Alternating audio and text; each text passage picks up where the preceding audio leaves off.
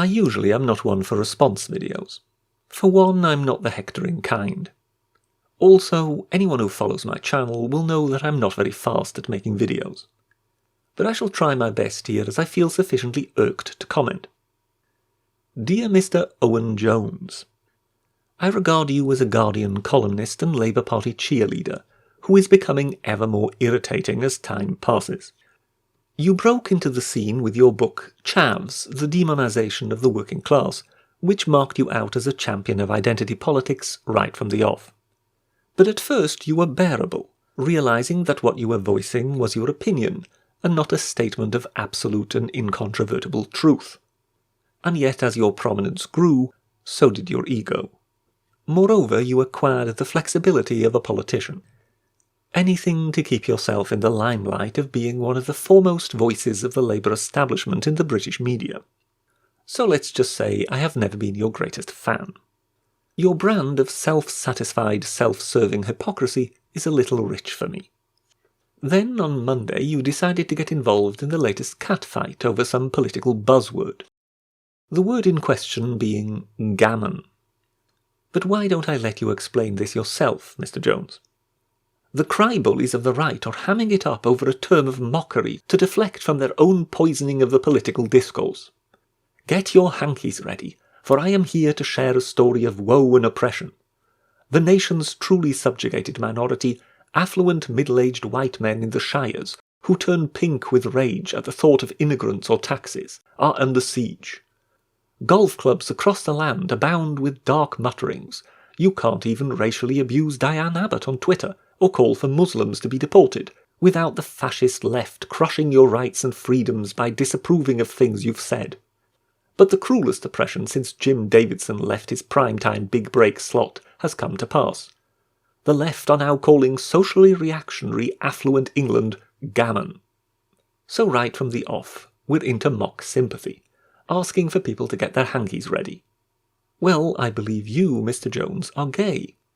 What if next you pontificated on that particular issue, the media greeted it with an invitation for people to get out their hankies, for here comes another sob story from little Owen. Might you feel angered at that? We all know you'd be raging across our airwaves, denouncing your way through every radio and TV programme that would have you on. Yet you start your article right from the off with mockery of the other side's concern. One of the thinnest-skinned individuals known to man ridiculing others for being thin-skinned. Next we get talk of middle-aged white men at golf clubs having certain attitudes. What if I decided to apply such a stereotype to, say, fat Jamaican women, young inner-city Asian men bedecked in sportswear, or, heaven forfend, middle-class young gay types with political opinions? What would you make of that, Mr. Jones? You'd be spitting blood, would you not? No matter that you conflate middle-aged golfers with those who might abuse Diane Abbott online. We all know middle-aged golfers are just about the last types to be racially heckling Ms. Abbott on Twitter. But no matter. It suits your narrative, so reality be damned. But let's see what other gems you have for us, Mr. Jones. Gammon is a racist slur, we are told. Let me put this gently. Affluent white men with reactionary opinions are not a race. White people mocking other white people over their skin colour is not racism. Inherent in the term is how a certain type of golf club bore can go somewhere between a shade of pink and crimson red as they froth about gays having more rights than them these days, and only Jacob Rees-Mogg can be trusted to deal with the Ramonas and lefty terrorist supporters. It is a term about political views and how they are expressed. It is interesting how you cling to the golf club image, Mr. Jones. For if it were not for that, you would be talking about middle-aged white men. So the golf club it must be, to create some sort of class distinction, and not merely one of age and race. But apparently all this Gammon business is about political views and how they are expressed, nothing more. So one cannot help but wonder, could a black man be a Gammon, Mr. Jones? Could a gay man like yourself be a Gammon? Or what about a woman, even a white woman? Could she be a Gammon? Not really, it would seem. It has to be that middle-aged white chap at the golf club. But if one can divide views from race, is that also the case for Muslims, Mr. Jones? Or are any hostile views in that regard still racism? We all know what your answer to that question would be.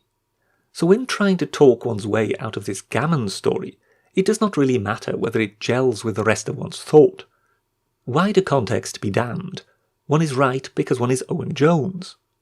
But then let's listen to some more of your wisdom, shall we? Reactionary affluent white men are not being harassed by police officers, disproportionately driven into poverty and precarious work, systematically underrepresented in political and public life, or threatened with deportation. Gammon is punching up in a way that, say, Chavs is punching down. That right-wingers are now pushing the use of the word gammon as racism is age-old example of how the privileged crave a sense of persecution, that they can target genuinely oppressed minorities while claiming they are the real victims. So here we are.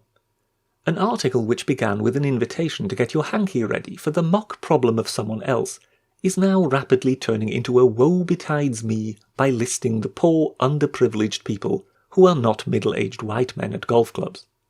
And how convenient, of course, that you, Mr. Jones, would count yourself among one of those precious victim groups. But let's not wait too long before we hear some more, shall we? And there is another point too. The mainstream media can systematically label its opponents as traitors, enemies of the people, trots and terrorist sympathizers.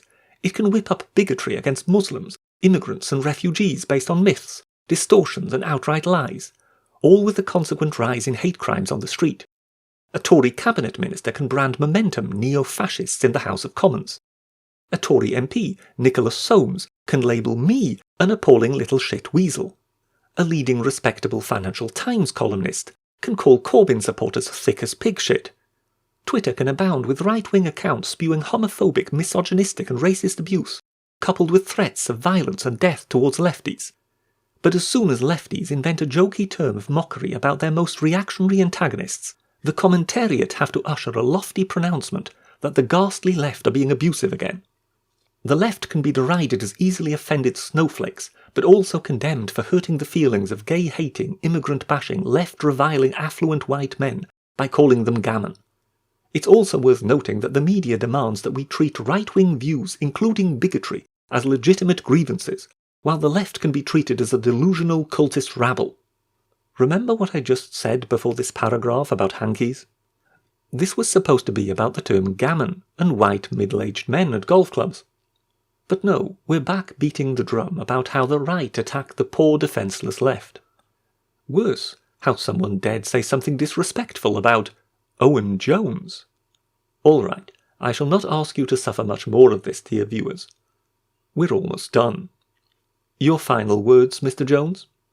Perhaps the game is to bog down the left in never-ending arguments about completely pointless subjects, and if so, then boy have I been played.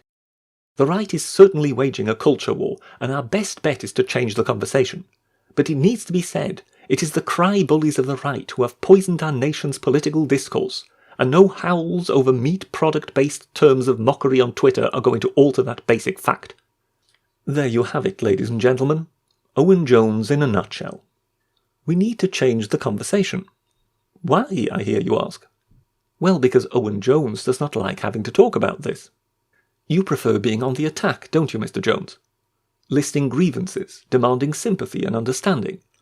Explaining why your side might be using hateful, sneering terminology about people they do not like, who vote for the other party, is not to your liking.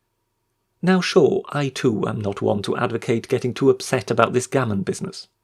But then I am not standing shoulder to shoulder with people who would use that sort of language. Nor am I trying to make excuses for them, Mr. Jones. The fact that one refers to white men who might grow red in the face as gammon is a slur, whether you like it or not. For what exactly would you make of it, Mr. Jones, if a story were to emerge that Tory canvassers referred to black and Asian voters, of whom they assumed that they'd vote Labour anyway, as dark meat?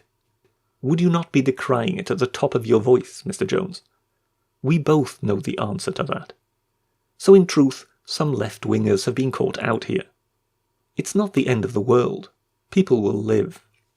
But maybe it should teach us all a lesson or two. For one, that the sky doesn't fall if such a thing happens.